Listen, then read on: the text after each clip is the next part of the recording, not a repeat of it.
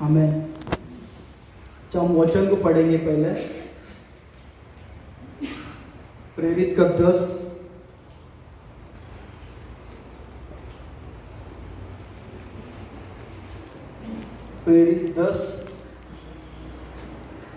1 से 8 तक पढ़ूंगा। कैसरिया में कुरनेलियस नाम का एक मनुष्य था जो इटालियानी नामक पलटन का सूबेदार था। वह भक्त था और अपने सारे घराने समेत परमेश्वर से डरता था और यहूदी लोगों को बहुत दान दिया करता था, बराबर परमेश्वर से प्रार्थना करता था। उसने दिन के तीसरे पहर के निकट दर्शन में स्पष्ट रूप से देखा कि परमेश्वर का एक स्वर्गदूत उसके पास भीतर आकर कहता है, हे कुरनेलियस। उसने उसे ध्यान से देखा और डर कर कहा, हे प्रभु, क्या है? उसने उससे कहा, तेरी प्रार्थनाएं और तेरे दान स्मरण के लिए परमेश्वर के सामने पहुँचे हैं, और अब यापा में मनुष्य भेजकर शमौन को, जो पतरस कहलाता है, बुलवा ले। वह शमौन चमड़े का धंधा करने वाले के यहाँ अतिथि है, जिसका घर समुद्र के किनारे है। जब वह स्वर्गदूत जिसने उससे बातें की थी चला गया, तो उसने 2 सेवक और जो उसके पास उपस्थित रहा करते थे उनमें से एक भक्त सिपाही को बुलवाया और उसने सब बातें बताकर याफा को भेज दिया। आमीन।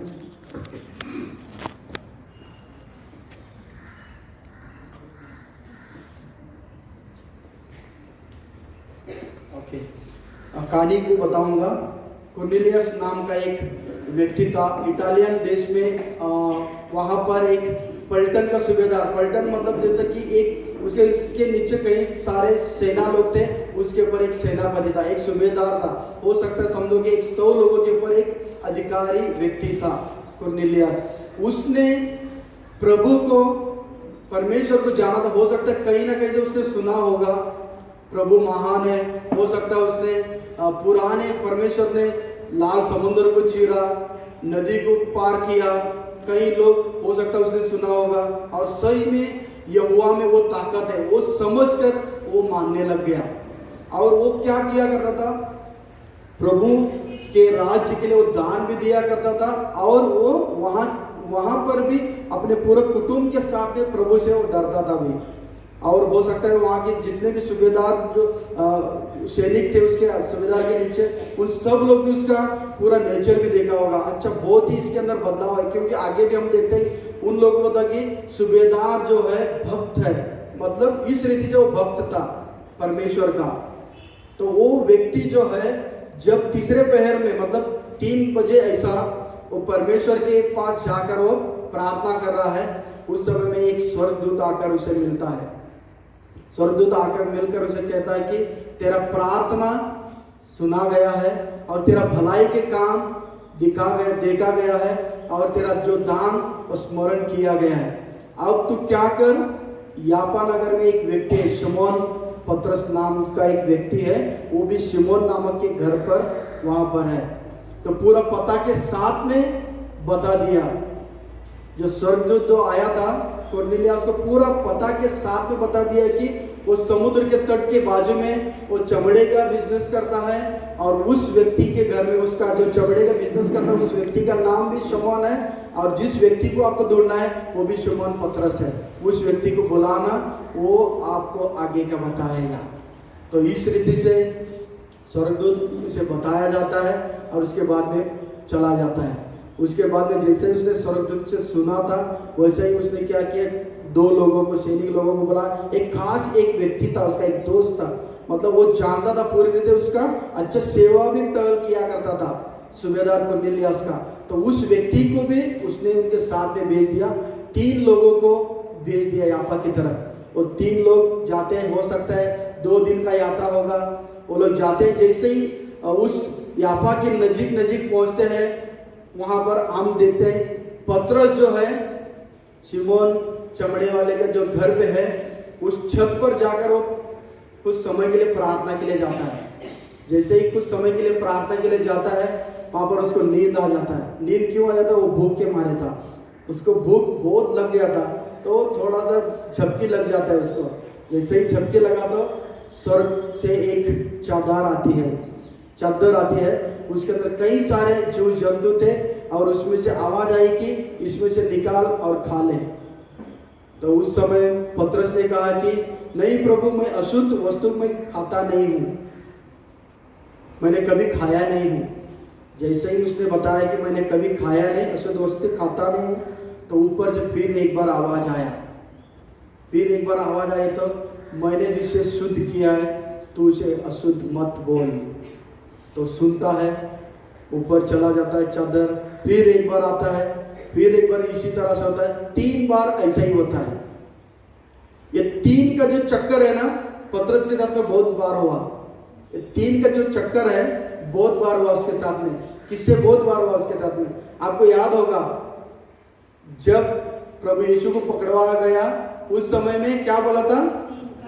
3 बार मुर्गी बांग देगा, आप नाकारोगे। 1 बार हो गया। दूसरा बार जब प्रभु यीशु का पुनरुत्थान हो गया, जब मछुआरे लोग मछली पकड़ने के लिए गए, चलो अभी प्रभु तो खत्म हो गया, चलो अपना अपना काम वापस पकड़ लेते हैं, वापस जाके मच्छी का बिजनेस कर लेते हैं। तो वो लोग जैसे ही मच्छी पकड़ने के लिए, फिर प्रभु वहां पर भी आता है। उस समय में जैसे उनको कुछ मच्छी नहीं मिला, प्रभु ने दूर से बताया इधर डालो। जैसे ही वो लोग जाल डालते हैं, वहां पर बहुत सारी मच्छी मिलता, तो वो पतरस को मालूम पड़ गया और भाग कर आ गया। और वहां पर प्रभु यीशु उनके लिए मच्छी जलाकर उन्हें सब मिलकर खाते। उस समय में भी प्रभु यीशु ने उसे फिर से याद दिलाया, पतरस क्या तू मुझसे प्रेम करता है? हाँ प्रभु, मैंने तुझसे प्रेम करता हूँ, बेशक प्रेम करता हूँ। ऐसा है तो मेरे मेमनाओं को चरा। 1 बार बोला। दूसरी बार जैसे जब वापस, क्या मुझसे तू प्रेम करता है?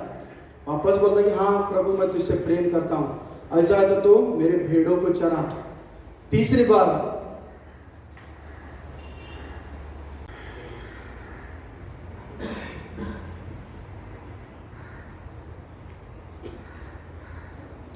जब बोलता है कि मेरे भेड़ों की रखवाली कर। यूहन्ना 21 के अध्याय में लिखा है, यहाँ पर भी 3 बार बोला गया। तो 3 का जो चक्कर है पहले से उसके साथ में था, यहाँ पर अब क्या हो गया? जब उसके सामने चादर आता है, फिर भी वो नाकारता है, मैंने अशुद्ध खाया नहीं। उसको जब उसको रियलाइज होता है, जब उसको समझ में आता है, जैसे ही ऊपर से उसने उस दर्शन के बारे में वो विचार कर रहा था, वहां पर जो कुरनेलियुस ने 3 लोगों को जो भेजा था, वो लोग आकर पहुंचते हैं, लोगों से पूछने लग जाते हैं। लोगों से जैसे ही पूछते हैं कि यहाँ पर शिमोन नामक जो चमड़े के जो व्यापारी है, उसका घर कहाँ पे है। तो ढूंढते ढूंढते वहां पर ही नजदीक आकर पहुंचते हैं। जो दर्शन का वो याद किया कर रहा था पतरस, उसी घड़ी जैसे ही वो लोग आया, तो ऊपर से उसके अंदर से पवित्र आत्मा उससे बात करने लगा। पवित्र आत्मा कहा कि पतरस नीचे जा, जो 3 लोग तुझे ढूंढते हुए आए हैं, उन्हें मैंने ही आपके तरफ भेजा है, नीचे जा, उनसे बातचीत कर। जैसे ही नीचे जाता है पतरस, उनसे बातचीत करता है। वो लोग पूरा सा स्टोरी बोलते हैं कि कुरनेलियुस को इस तरह से कोई स्वर्गदूत ने बातें किया वगैरह वगैरह, बातचीत किया जाता है। उसके बाद में वो 1 दिन रहकर दूसरे दिन वो लोग निकल लेते हैं, वहां से कैसरिया की तरफ निकल लेते हैं। वहां पर भी 2 दिन का यात्रा था। जैसे ही वो लोग जाते हैं, रास्ते पर ही है, जैसे नजीक घर का नजीक पहुंचे हैं, तो वहां पर पहले से ही कुरनेलियुस जो है, उनके जितने भी नजदीकी दोस्त थे उन लोगों को इकट्ठा किया, प्लस उनके परिवार लोगों को इकट्ठा किया, उनके कुटुंब के लोगों को इकट्ठा किया। सब लोगों को इकट्ठा कर कर वो बाट जो रहा है, पतरस का बाट जो रहा है। जैसे ही पतरस आएगा तो सुनने के लिए उत्साहित रेडी है वो लोग। गैर यहूदी मतलब हम कहा जाएगा तो अविश्वासी लोग, इतना उत्साहित लोग हैं कि प्रभु के वचन को सुनने के लिए, प्रभु का जन का आने का इतना उत्साहित खड़े हैं वो लोग। जैसे ही पतरस वहां पर पहुंचता है और कुरनेलियस दंडवत करता है, उसको उठाकर पतरस कहता है कि मैं भी एक मनुष्य हूँ, मेरे सामने दंडवत मत कर, परमेश्वर को छोड़कर और किसी के सामने दंडवत नहीं करना। जैसे ही पतरस उसको कहता है, उसके बाद में फिर से उससे भी पूछता है मुझे यहाँ पर क्यों बुलाया गया, और ये भी बताता है कि मैं एक यहूदी हूँ, गैर यहूदी के पास जाना मेरे लिए एक क्या बोलते हैं ना, अशुद्ध कहा जाता है उनके लिए। उनके जो झुंड के लोग उनको हो सकता है उनको हका लेंगे, हो सकता है उन पर थूथू करेंगे उस पर, लेकिन उसके लिए ये सब था। लेकिन वो पवित्र आत्मा का बात को सुनकर, वहां पर प्रभु का बात सुनकर वहां कुरनेलियस की वहां पहुंच गया था।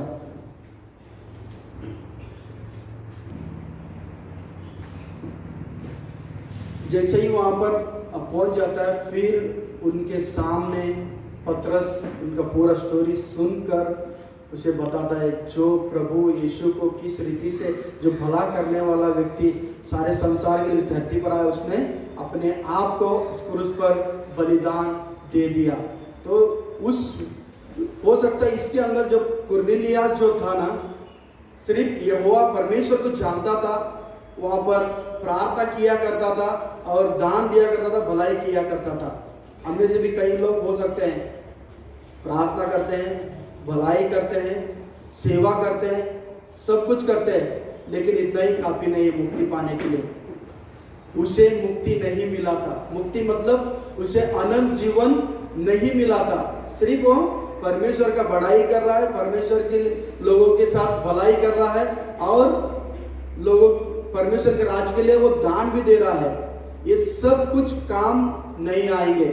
ये करेंगे तो हमारे लिए भलाई मिलेगा, आशीष मिलेगा, परमेश्वर आशीषित करेगा। हम किसी का भलाई करेंगे तो हमारे लिए आशीषित मिलेगा। हम परमेश्वर के राज के लिए दान देंगे तो हमारे लिए भलाई मिलेगा। हम सच्चा बोलेंगे तो हमारे लिए अच्छा ही मिलेगा। ये सब कुछ अच्छा है, लेकिन हमें मुक्ति मिलने के लिए, हमें अनंत जीवन मिलने के लिए प्रभु यीशु का कुर्बानी को याद करना जरूरी है। प्रभु यीशु का उस कुर्बानी को याद करना जरूरी है।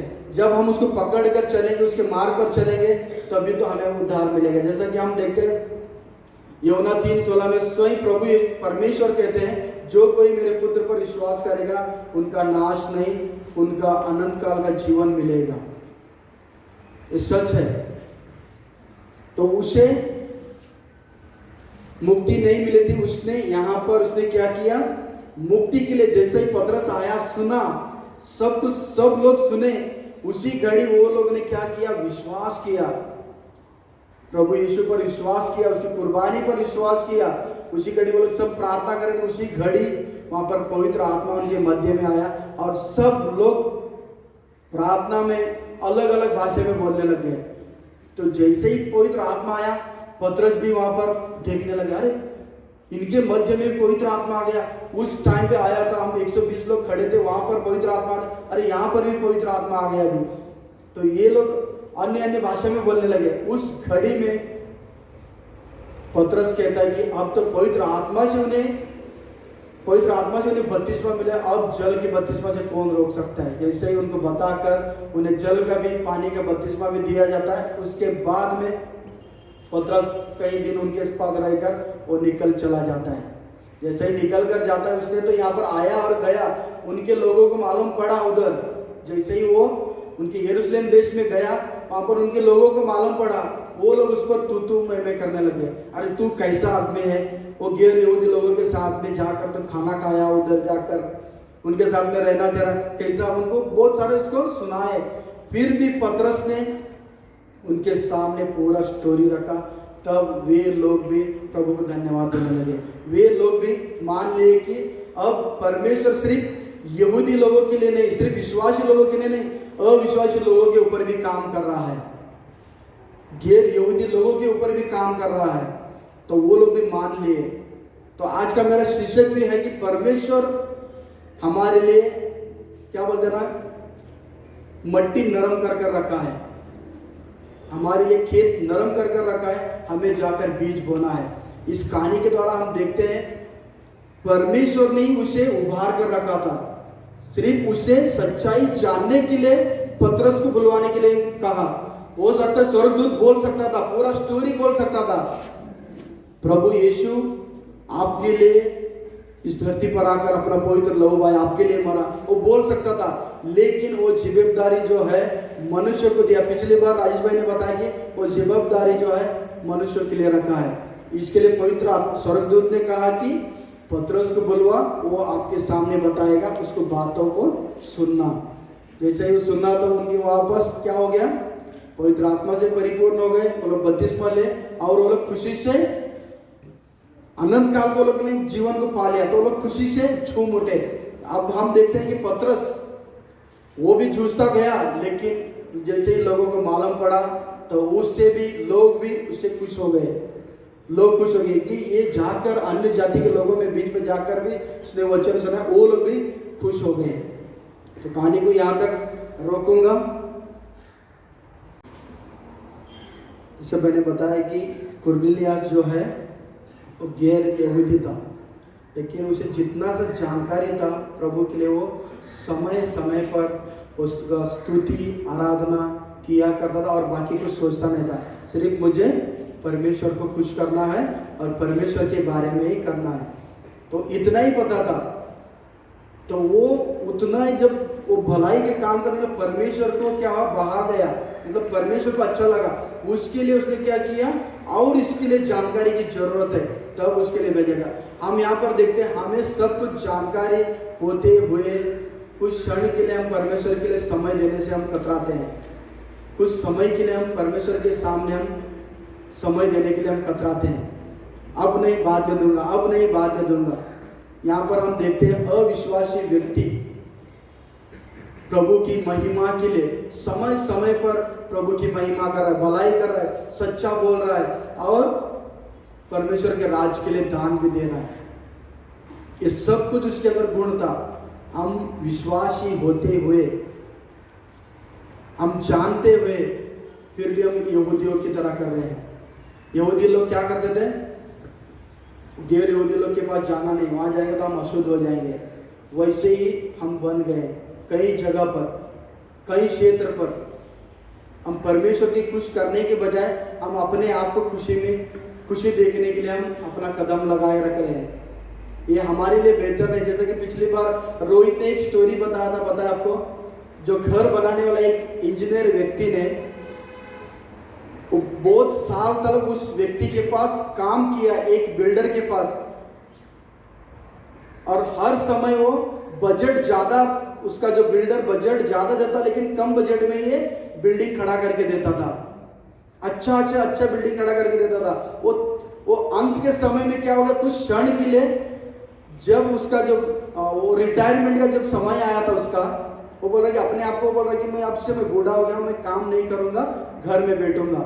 वो सोचा, जैसा कि तब उस मालिक को बोलने के लिए गया था, तब क्या बोला कि मैं अब रिटायरमेंट लेने वाला। तब मालिक ने क्या बोला, मेरे लिए एक अच्छा बंगलो बना और उसके बाद में तो रिटायरमेंट ले ले। उसने ये नहीं बोला कि तेरे लिए बनाऊंगा, उसने बोला कि एक अच्छा बंगलो बना और वो मेरा दोस्त, खास दोस्त है, उसके लिए मैंने रखा है। उसने क्या किया, खास वो दोस्त कौन हो सकता है उसका, अब तो मैं बूढ़ा हो गया हूँ, मुझे चलने फिरने के लिए ताकत नहीं, उठाने के लिए ताकत नहीं, फिर भी मुझ पर दबाव के ऊपर दबाव डाल रहा है, मैं क्या करूँ। तो उसने क्या किया, उस बंगलों को कचरा पट्टी लगाकर उसने बना दिया। मतलब एक गोनी सीमेंट 8 बुट्टी के अंदर एक गोनी सीमेंट डालने के जगह में उसने क्या किया, आधा ही गोनी लगा दिया। मतलब ऐसा कचरा पट्टी बना दिया, मतलब उसको जल्दी से जल्द टूट कर गिर जाने दो, ऐसा बना दिया। जब अंत के समय आया तो उनका जो कॉन्ट्रैक्टर जो व्यक्ति था उसने उसी के लिए दे दिया। हमारे लिए भी ऐसा भी हो सकता है, हमारे लिए भी ऐसा ही हो सकता है। हमने हमारे जीवन में बेहतर रीति से परमेश्वर के लिए समय दिया हो, हमने किसी का बुरा नहीं किया हो, किसी का अच्छा किया हो, ऐसा अंत के समय में एक छोटा सा जो हमारा जो कार्य जो है हमें बिगाड़ कर रख सकता है। जो पुरस्कार, जैसे पौलुस कहता है कि मैं सिर्फ दौड़ता हूँ उस पुरस्कार के लिए, वो पुरस्कार से हम नजीक पहुंचते पहुंचते हमारे कार्य के द्वारा उससे हट सकते हैं, वो पुरस्कार हमें नहीं मिल सकता है। तो हमें करना क्या है, उसके ऊपर फिर से कदम बढ़ा सकते हैं। परमेश्वर हमारा दयालु है, करुणामय परमेश्वर है, वो हर समय हमें माफ करने के लिए रेडी है, हमें गले लगाने के लिए रेडी है। जब हम कदम बढ़ाएंगे वो हमें गले लगाएगा, फिर मार्गदर्शन करेगा और हमें आंधी आने दो, तूफान आने दो, हर एक स्थिति से हमें बचाए रखेगा, हर एक स्थिति से हमें बचाए रखेगा। इतना ही नहीं, कैसा भी संकट क्यों ना हो सकता है। और एक वचन कई लोग बोल सकते हैं, अब तो इन स्थिति तो 9 महीना ऐसा स्थिति था, मेरे पास पैसा नहीं था, कुछ नहीं था। हमारे बीच में कोई ऐसा व्यक्ति है क्या भूखा सोया? ऐसा कोई व्यक्ति है हमारे बीच में? कोई ऐसा व्यक्ति है भूखा सोया? कोई हाथ उठाओ। परमेश्वर ने स्वयं कहा, प्रभु यीशु ने स्वयं कहा, जो कोई मुझ पर भरोसा रखता है, विश्वास रखता है, कभी भूखा नहीं मरेगा। हो सकता है हम खुद ब खुद उपवास कर सकते हैं, खुद ब खुद हम खाना रहते हुए नहीं खा सकते, ऐसा हो सकता है, लेकिन भूखा कभी नहीं मरेगा। हो सकता है एक दिन के लिए नहीं मिला, दूसरा दिन डबल देगा। परमेश्वर ऐसा परमेश्वर है, इस धरती से अन्न उपजना भी जानता है और स्वर्ग से देना भी जानता है। हमने कहानी में देखते हैं ना, स्वर्ग जैसा कि इस्राएल लोगों को लेकर आ रहा था, उस समय में उनके लिए खाने के लिए कुछ नहीं था, स्वर्ग से उनके लिए मन्ना बरसाया, उनसे चट्टानों से पानी निकाल कर दिया और अंत में तुम्हें अब तक यहाँ तक लेकर आया हूँ, अब तुम क्या करो, खेती बाड़ी बनाओ, मेहनत करो और उसमें से खाओ। हमें मेहनत करना है, ऐसा नहीं बेटे जगह में मिलेगा, ऐसा नहीं, मेहनत करना भी है और परमेश्वर को समय भी देना है। इसके लिए परमेश्वर ने कहा कि 6 दिन काम करो, 7वां दिन मेरे लिए दे दो। पहला जमाने में जो 7वां दिन को परमेश्वर को नहीं देते उसे पत्थर मारकर मारा जाता। अब तक कोई नहीं मारेगा, अब तक कोई नहीं मारेगा। हमारे पास है मेरी मर्जी, जैसा गोविंदा बोलते मेरी मर्जी, मेरा मर्जी, जैसा हम मर्जी चला रहे हैं, लेकिन हमें परमेश्वर के लिए समय देना है। हम परमेश्वर के लिए समय देंगे, किसी का भला नहीं, खुद का भला होगा, दूसरे का भला नहीं होगा, खुद का भला होगा। हम समझोगे एक दूसरे के लिए हम जाकर वचन बांटेंगे तो उसका भी श्रेय है हमको मिलेगा, उसका भी श्रेय है हमको मिलेगा। परमेश्वर खुद श्रेय लेना नहीं चाहता, हमें देना चाहता है। हो सकता है उस समय के लिए वो खुद बोल सकता था कुरनेलियुस को, लेकिन उसने वो हमारे ऊपर जवाबदारी सोचा है, हमारे लिए वो श्रेय रखा है, हमारे लिए पुरस्कार रखा है, इसके लिए वो हमारे लिए कहा है। पतरस की जगह पे हम हैं। अब हम देखते हैं, पतरस तो हो सकता है स्वर्ग में है, अब हमें उस जगह पर नियुक्त किया है परमेश्वर ने। अब परमेश्वर जगह जगह पर इन 9 महीनों में कई लोग प्रभु को ठुकराए हुए लोग थे, प्रभु को तुच्छ जानते थे, वैसे लोग बैठकर बाइबल पढ़ता हुआ देखा मैंने इन्हीं दिनों में। मैं भी कमजोर हूँ, ऐसा नहीं कि मैं जाकर लोगों को बता रहा, ऐसा नहीं है, मुझे भी कदम लेना है।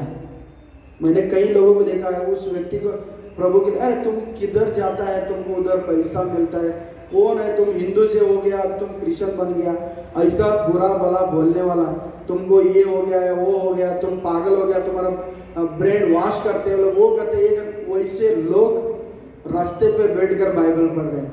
हम सिर्फ बाइबल हाथ में पकड़ कर रास्ते में जाने से हम लोग हिचकिचाते हैं, लज्जाते हैं, डरते हैं, कोई देखेगा तो मेरे को क्या बोलेगा, ये प्रभु है, वो प्रभु का मतलब मसीह है, बिलीवर्स है बोलेगा, तो हम लेकर घूमने से कतराते हैं। मेरा मोबाइल में है ना, चलेगा, मैं भी मेरा मोबाइल में है ना, चलेगा, बाइबल की क्या जरूरत है। लेकिन हमने देखा कि रास्ते पर बैठकर, कदम्बा बस स्टैंड के रास्ते पर बैठकर मैंने किसी को बाइबल पढ़ते हुए देखा। वो व्यक्ति दूसरों को तुच्छ जानने वाला व्यक्ति देख रहा था। और एक जगह पर मैंने एक रेस्टोरेंट में एक लेडी किसी को ट्यूशन देने के लिए आती, वो बाइबल वहाँ पर रेस्टोरेंट में बैठकर वो पढ़ रही थी और बच्चे को ट्यूशन दे रहे थे, उसको भी ट्यूशन देते हुए खुद पढ़ रही थी। तो परमेश्वर का राज इतना निकट आया है। परमेश्वर स्वयं कह रहा है कि मैंने खेत को नरम करके रखा है। परमेश्वर कह रहा है कि इन 9 महीने में मैंने हर एक खेत को नरम करके रखा है, सिर्फ आप लोगों को जाना है, बीज बोना है, वो फल आएगा। और कोई कटनी काटेगा।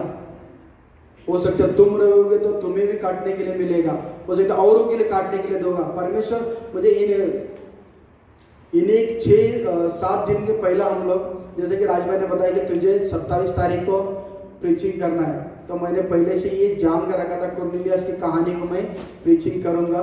और मुझे लग रहा था कि परमेश्वर बार बार मुझे बता रहा कि मैंने खेत को नरम करके रखा है, तुमको सिर्फ बीज बोना है।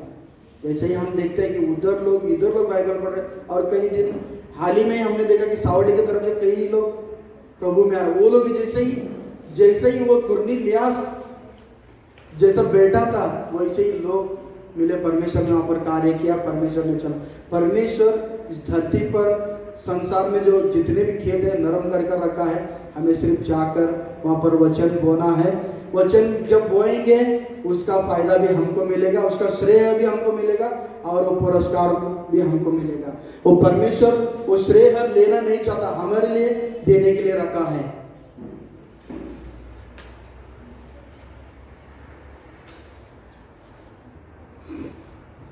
मैं थोड़ा सा पतरस की कहानी के ऊपर जाऊंगा। पतरस जब उस छत पर था, वो प्रार्थना कर रहा था, उसे दर्शन में आया। उसके बाद में जब पवित्र आत्मा उसके अंदर से बताया कि तू नीचे जा, मैंने 3 लोगों को भेजा है, तो वो जब सोच रहा था, पवित्र आत्मा बोला करके गया, वो नहीं तो नहीं जाता था। वो नहीं तो हिचकिचाता और जाने से डरता, क्योंकि उसके लोगों की फिक्र था उसको, उनके लोगों की फिक्र था, उनके कुटुंब के लोगों की फिक्र था उसको। मैं यहाँ पर जाऊँगा तो मुझे वो लोग बहिष्कार करेंगे, मुझे वो लोग तुच्छ जानेंगे, ये था उसके अंदर। इसीलिए पवित्र आत्मा स्पेशली जाकर उसे मिला और कहा कि जो 3 लोग जो आ रहे हैं उन्हें मैंने ही भेजा है, तो नीचे जा, उनसे मिल, बातचीत कर, और उसके बाद में वहाँ पर बोले। और मेरे पास ज़्यादा तो शक के हिसाब से तो पूछ मत, उनके पास भी पूछ मत, तो सीधा निकल।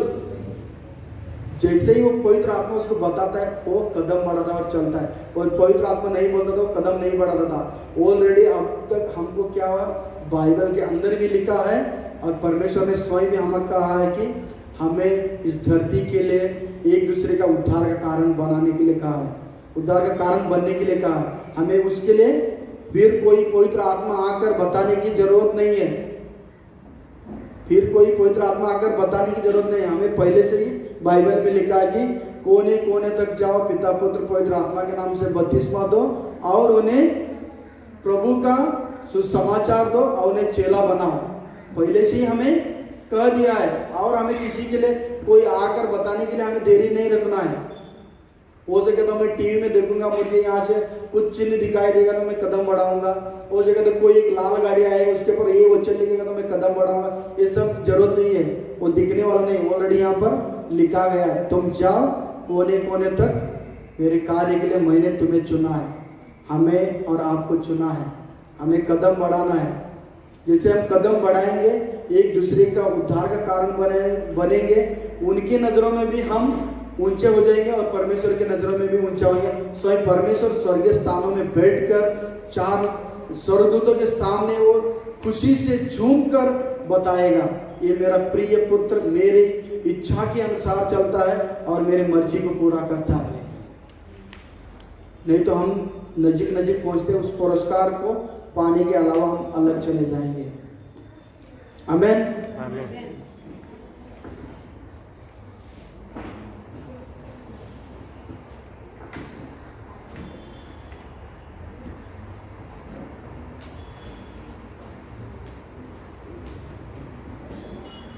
और एक मुझे लग रहा था कि जैसे कि हम अपने आप में सोचते हैं कि मैं डिसेंट हूँ, मेरे पास धन दौलत है, मैं उस छोटा सा गरीब के आदमी में झोपड़पट्टी में क्यों जाऊँ। हो सकता है कभी कभार आ जाता है, अंदर से मन में आ जाता है, वो लोग तो क्लीन नहीं रहते, उनके पास कैसे जाऊँ। मुझे भी आता है, मैं सिर्फ आप लोगों से नहीं बोल, मुझे भी आता है, लेकिन इसमें से हमें बदलाव रखना है, हमें भेदभाव नहीं करना है। परमेश्वर ने हर एक मनुष्य से प्रेम किया, इसीलिए तो स्वर्ग से उनके लिए बरसात लाता है और उनके लिए अन्न भी उपजाता है, हर एक के लिए। तो वो कैसे भी क्यों ना हो, हम उन्हें वचन सुसमाचार सुनाकर उन्हें चेला जब बनाएंगे, उन्हें तब सिखाएंगे कि किस तरह से जीवन को जीना चाहिए। पहले ही हम जाकर भेदभाव की तरह से हम सोचेंगे तो हम एक व्यक्ति का जीवन को खो देंगे, एक व्यक्ति का जीवन को खो देंगे। भले कोई भी व्यक्ति क्यों ना हो, हमें मौका मिलता है उस व्यक्ति को जाकर बताने के लिए, हमें बताना है। उस समय में यहूदी लोग उनके कुटुंब के लिए डरते थे, इस समय हम लोग भी क्या करते हैं, हमारे भी कुटुंब के लिए डरते हैं। मैं जाऊंगा तो क्या हो जाएगा, उसको मालूम पड़ जाएगा, वो मेरे काम धंधे में मुझे काम से बिजनेस नहीं देगा। ये सोच हमें क्या कर देता है, रोकता है। हम जब कदम बढ़ाएंगे, इस सारी चीज़ों को चीर कर आगे जाएंगे तो कोई भी नहीं रोकेगा, कोई भी नहीं रोकेगा। जब हम कदम बढ़ाएंगे, निडर होकर एक कदम बढ़ाएंगे, कोई भी नहीं रोकेगा। 4 दिन के लिए तकलीफ आएगा, 5वां दिन के लिए वो मिट जाएगा, क्योंकि परमेश्वर हमारे साथ होता है। जब हम निडर खड़ा रहेंगे, परमेश्वर जब हमारे साथ होता है। इसलिए तो परमेश्वर ने कहा कि जब तू आग के ऊपर चलेगा तुझे जलन नहीं दूंगा, जब तू पानी में डूब कर जाएगा तुझे डुबाएगा नहीं, क्योंकि मैं तेरे साथ रहूंगा। परमेश्वर कहता है कि हमें मानना है कि परमेश्वर मेरे साथ है, परमेश्वर मेरे इर्द गिर्द में है। मैं जाऊंगा उसकी महिमा के लिए और उसकी बढ़ोतरी के लिए और लोगों को उसके करीब लाने के लिए। परमेश्वर ने हमें एक संसार में जितने भी लोग हैं, हमें एक कुटुंब बनाया, एक दूसरे के लिए मदद करने के लिए बनाया। तो हमें उस कार्य में आगे बढ़ना है, तभी तो हम फलवंत बनेंगे, औरों को फलवंत बनता हुआ देखेंगे। ना कि औरों को फलवंत बनाने से रोकना नहीं चाहिए। जैसा यहूदी लोग क्या करते थे, सिर्फ अपने ही लोग प्रभु के राज्य में चले, वो लोग गैर यहूदी लोगों को जाकर नहीं बताते थे। ये पहला कुरनेलियस के द्वारा स्टार्ट हो गया। वो लोग भी जान लिए कि अब परमेश्वर का हाथ जो है गैर यहूदी लोगों के ऊपर भी आया, अविश्वासी लोगों के ऊपर भी आ गया। तो तब उन लोगों ने जान लिया कि और परमेश्वर की स्तुति आराधना करने लगे, महिमा करने लगे और जय जयकार करने। कई लोग आने लगे और आगे भी स्टोरी में भी देखते हैं कि बरनबास चला गया, उधर इधर पौलुस आ गया, लोगों के मध्य में जाने लगा, अविश्वासी लोगों के में जाकर इतने लोग झुंड इकट्ठा होने लग गए। तो हमें भी जो बरनबास, जो पौलुस, जो पतरस ने जो कार्य किया, वो कार्य को हमें भी अब आगे बढ़ाना है। मैं यहाँ तक बताकर समाप्त करूँगा। हमें